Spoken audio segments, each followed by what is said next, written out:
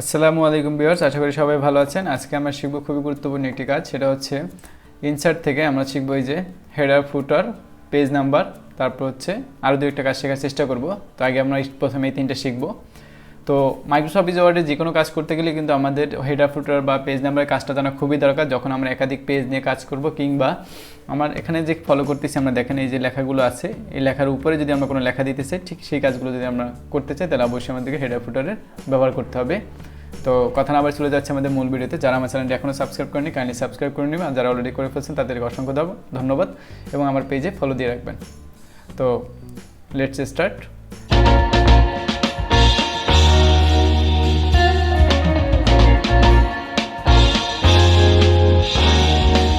তো সর্বপ্রথম হচ্ছে আমরা চলে আসলাম আমাদের একটি মাইক্রোসফট ওয়ার্ডে। তো এখান থেকে হচ্ছে আমরা যদি চাই যে এই যে টেক্সট বাউন্ডারিজ লেখাটা দেখতে পাচ্ছি, ঠিক এর উপরে যে অংশ যেটা আছে আমরা দেখতে পাচ্ছি, এটাকেই বলা হচ্ছে হেডার। সেম নিচে যেটা আমরা দেখতে পাচ্ছি, সব লেখার নিচে যে ফাঁকা স্পেসটা আছে, এটা বলা হচ্ছে ফুটার। তো আমরা যদি এখানে অনেক সময় পেজ নাম্বার দিই বা বিভিন্ন ধরনের লেখা দিয়ে থাকি, বিভিন্ন ধরনের হয়তো প্রতিষ্ঠানের নাম বা কোন সন, কিংবা হচ্ছে কোনো ধরনের ছোটো ডায়ালগ, কিংবা হচ্ছে আমাদের কোনো যদি স্লোগান থাকে, সেই স্লোগানগুলো কিন্তু আমরা সাধারণত এখানে দিয়ে দিই। দেখা যাচ্ছে সাধারণত নোটপ্যাড বা ডায়েরিতে এরকম লেখাগুলো থাকে, বা বিভিন্ন বইয়ের হচ্ছে প্রকাশনীর নাম থাকে বা পেজ নাম্বার থাকে ইত্যাদি। তো সেগুলি আমরা এখন দিব। কীভাবে দিব সেটা আমরা দেখছি। প্রথমে আমরা যাচ্ছি হেডারে। তো এখান থেকে যে আমরা হেডার লেখা দেখতে পাচ্ছি, ঠিক এখানে ক্লিক যদি করি তাহলে এখানে আমাদের অনেকগুলো স্যাম্পল দেখাবে যে আমি এখান থেকে কোন স্যাম্পলটা বা কোনটা নিয়ে কাজ করতে চাচ্ছি। যেমন এটা লেখাটা লিখতে পারবো যে শুধু বাম পাশে, এখানে এটা 3টে স্টেপ লেখা লিখতে পারবো, যে বাম পাশে, মিডলে, তারপর হচ্ছে ডান পাশে। তো আমরা যেটা ভালো লাগে, বা দুইটা আছে একটু হালকা ডিজাইন দিয়ে এরকমের আছে, বা একটু যে মার্ক করা আছে এরকম, আমরা যে কোনোটাই নিতে পারি। তো আমি প্রথমে দেখাচ্ছি এটাই নিলাম, এই যে টাইপের। এখন আমরা এখানে কী লিখতে চাচ্ছি সেটা আমরা এখানে লিখে দিতে পারি। তো দেখেন আমি এটা লিখে দিচ্ছি, লেটস লার্ন টেক। জাস্ট আমি কিন্তু এটা শুধু এই একটা পেজে লিখলাম। এখন যদি আমি এখান থেকে যে ক্লোজ হেডার অ্যান্ড ফুটারে ক্লিক করে বের হয়ে আসলাম, ওখান থেকে দেখেন সেম লেখাটা কিন্তু আমার প্রত্যেকটা পেজে এখন হেডারে চলে আসছে। এই যে দেখেন, আমি শুধু একটা পেজে লিখলাম, এখন যদি আমার 100 পেজ থাকে সেই 100 পেজেই চলে আসবে। তো এগুলো কিন্তু খুব ইজি। এখন যদি আমি এটাকে আবার এডিট করতে চাই, তো আবার চাইলে এডিটও করতে পারবো। তো এখানে হচ্ছে হেডার বা ফুটার, এখানে আমরা চাইলে সরাসরি যদি এই দাগের উপর ডাবল ক্লিকে তাহলে এটা ওপেন হয়ে যাবে। আবার যদি এই হেডারের নিচে বা অন্য কোথাও যদি ডাবল ক্লিক করি, আবার হচ্ছে ক্লোজ হয়ে যাবে। তো আমরা এই দুইটা ওয়েতেই দেখতে পারি। এক হচ্ছে ইনসার্ট থেকে এখান থেকে যে হেডারে যদি ক্লিক করি তাহলে চলে আসবে, অথবা আমরা যদি এখানে ডাবল ক্লিক করি তাহলে চলে আসবে। তো কখনো এডিট করার জন্য সরাসরি আমরা এখানে ক্লিক করবো, কোনো সেটা লিখে ফেললাম, তারপরে এখানে ক্লিক করবো। নতুবা যদি আমি এখন আবার এই ইনসার্টে আসি, বের হই, ইনসার্টে আসার পরে যদি হেডারে ক্লিক করি তাহলে কিন্তু আমাকে এই এডিট হেডারে আসতে হবে, তাহলে কিন্তু আমার এই লেখাটা থাকবে। যদি এখান থেকে নতুন আরেকটার উপরে ক্লিক করি তখন আগে লেখাটা চলে যাবে। তো আশা করি কিন্তু এটা সবাই বুঝতে পারছি। তো আমি কন্ট্রোল জেড দিয়ে ব্যাকে আসলাম, তো আমি ক্লোজ হেডারে দিলাম। তারপর হচ্ছে আবার যদি আমি এই লেখাটাকে না চাই ওভাবে, তাহলে হচ্ছে আমি এখান থেকে ডাবল ক্লিক করে ওপেন করে সিলেক্ট করে মুছে দিতে পারি, অথবা এই যে ইনসার্টে আসতে পারি, তারপর হচ্ছে হেডারে ক্লিক করে এই যে রিমুভ হেডার এখানে দিলেও চলে যাবে। যেমন রিমুভ হেডার দিলাম, চলে গেছে। তো আমি আবার কন্ট্রোল জেড দিয়ে নিয়ে আসি।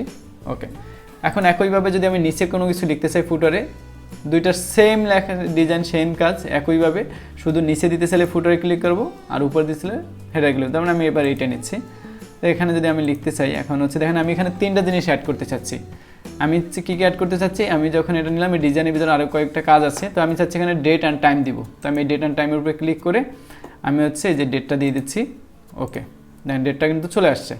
এখন এখানে আমি আবার দিতে চাচ্ছি, আমি যদি চাচ্ছি না ডেট থাকবে প্লাস এখন সময়টা যে সেই সময়টাকে আমি উল্লেখ করে দিতে চাচ্ছি, তাহলে একইভাবে ডেট অ্যান্ড টাইমে ক্লিক করবে। এখানে দেখেন এই যে সময় আছে, কোন সময়টা আমি দিতে চাচ্ছি, কোন ফরম্যাটটা দিতে চাচ্ছি, আমি জানি এটাকে ক্লিক করে জাস্ট ওকে দিয়ে দিই। দেখেন টাইমটা কিন্তু চলে আসছে। তাহলে কিন্তু আমি খুব ইজিলি এটা কিন্তু পারলাম। আমি যদি এখানে আরও কিছু অ্যাড করতে চাই, যদি টাইম অ্যান্ড ডকুমেন্টে, আচ্ছা এখান থেকে কিছু অ্যাড না করি, আমি হচ্ছে ইনফো ডকুমেন্টে আসি। এখান থেকে যদি আমি ফাইল নেমটা দিতে চাই, যে আমার এই ফাইলটার নামটা কী হবে সেই নামটাকে, বা অথবা ডকুমেন্টের যে টাইটেল আছে সেটাকে আমি দিতে চাই, সেটা কিন্তু আমি এখানে অ্যাড করতে পারবো। তো আমি দিতে চাচ্ছি ফাইল নেমটা। তো এই ফাইল নেমটা দেখেন আমার এটা হচ্ছে বাংলাদেশ, এই যে বাংলাদেশ ওয়ার্ড, মানে বাংলাদেশ নামে এটা সেভ আছে, সেই ফাইল নেমটি এখানে কিন্তু চলে আসছে। এখন আমি ক্লোজ হেডার অ্যান্ড ফুটারে যদি দিই, দেখেন তাহলে ওই নিচের যে ফুটার আমরা যেগুলো দিলাম, এই যে আজকের হচ্ছে তারিখ দিয়েছি, সময় দিয়েছি, এবং আমাদের ফাইল নেমটাকে আমরা এখানে অ্যাড করেছি। তো সেম লেখাগুলো প্রত্যেকটা পেজের ফুটারে চলে আসছে। তাহলে আশা করি হেডার এবং ফুটারের কাজটাকে আমরা কিন্তু বুঝতে পারলাম। এখন আমরা আসি পেজ নাম্বারে।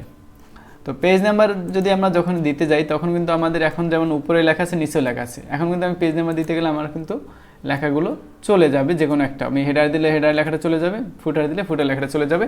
তো এই জন্য আমরা সাধারণত পেজ নাম্বারের জন্য যে কোনো নিচ বা উপর মানে হেডার বা ফুটার বরাদ্দ করব, আর অন্য একটা যদি অন্য কোনো আদার্স লেখা দিতেছি সেটা দিব। তো আমি এখন দেখা যাচ্ছে টপিক যদি দেই, পেজ নাম্বার এখানে অনেকগুলো হচ্ছে ফরম্যাট আছে, আপনি এখান থেকে আপনার মতো করে বাছাই করে নেবেন যে কোন ফরম্যাটটা ভালো লাগে। যেমন হচ্ছে আমি এই পেজ 1 of 1 আমি এটাকেই দিলাম। এখানে হচ্ছে টোটাল আমার 11টা পেজ আছে, সেই 11টা পেজের হচ্ছে আমি 1 নম্বর পেজ আছে। আচ্ছা, আমরা যদি এখন যদি চাই যে না আমাদের এই কোনোগুলো দরকার নেই হেডার বা ফুটার, তাহলে আমরা এখান থেকে আবার মুছে দিতে পারি। এই যে রিমুভ হেডার, একইভাবে রিমুভ ফুটার, দেখেন সবগুলো কিন্তু চলে গেছে। এখন যদি আমরা পেজ নাম্বারটা আবার একটু কাজ আছে সেটা আমি দেখাচ্ছি, আমি হেডার থেকেই দেখাচ্ছি, পেজ নাম্বারের যে টপ বাটনের থেকে দেখাচ্ছি। তো এখান থেকে হচ্ছে আমি মানে এই পেজ 1 এটা আমি নিলাম, এই যে এখানে পেজ নাম্বারগুলো চলে আসছে। এখন কিন্তু আমরা 1 থেকে শুরু হয়েছে, যদি আমি পেজ নাম্বারটা এরকমই চাই যে আমি 1 থেকে না, আমি চাচ্ছি 10 থেকে শুরু হবে, জাস্ট 10, 11, 12 এরকম থেকে শুরু হবে, মানে 1 থেকে দরকার নেই, তাহলে আমরা আসবো এই ইনসার্ট থেকে হচ্ছে যে পেজ নাম্বার, তারপর টপে আমরা যেহেতু নিয়েছি তো টপ এখান থেকে এসে আমরা চলে আসবো ফরম্যাট পেজ নাম্বারস।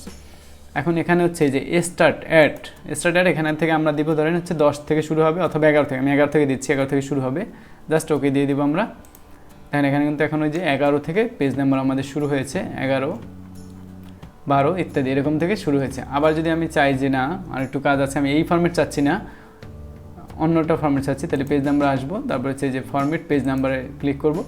এখান থেকে যদি আমি এই যে 1 তারপর হচ্ছে একটা হাইপেন থাকবে এরকম, অথবা ABCD বা রোমান সংখ্যা দিয়ে যদি আমি বোঝাতে চাই তাহলে এই রোমান সংখ্যা সিলেক্ট করে তারপর হচ্ছে ওকে দিয়ে দেবো। দেখেন এবার কিন্তু চলে আসছে। তাহলে আশা করি কিন্তু আমাদের এই যে কাজগুলো কিন্তু আমরা খুব ইজিলি বুঝতে পারলাম। এখন আমরা আসি এই যে টেক্সট বক্সের কাজটাকে। টেক্সট বক্সটা মূলত কাজটা হচ্ছে কোনো একটা টেক্সট বক্স নিয়ে যদি আমি এখানে কোনো লেখা লিখতে চাই, যেমন এখানে কয়েকটা ফরম্যাট আছে, আচ্ছা ধরেন আমি সিম্পলি এটাকে নিচ্ছি, দেখেন এখানে কিন্তু একটা ফরম্যাট চলে আসছে। এখন এখানে যদি আলাদা করে কোনো নোট করতে চাই তাহলে কিন্তু আমরা টেক্সট বক্সের মাধ্যমে সেটা আমরা করতে পারি। যেমন আমি এটাকে এখান থেকে মার্ক করে এখানে ড্র্যাগ করে নিয়ে যাই।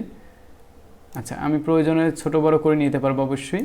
এই যে এখন যদি আমার এখানে কোনো নোট করার লাগে সেটা কিন্তু আমি নোট করে রাখতে পারবো, ঠিক আছে। আমি লিখে দিচ্ছি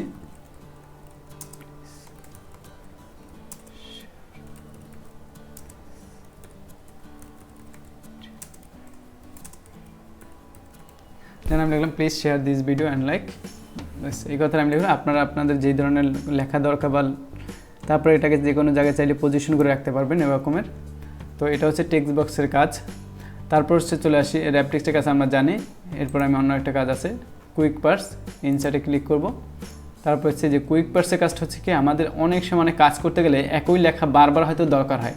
তো যেমন আমাদের এই প্রথম যে প্যারাটা আছে, আমি যদি এই প্যারাটা যদি আমার লিখতে গেলে হয়তো দেখা যাচ্ছে 4-5 মিনিট সময় লেগে যেতে পারে।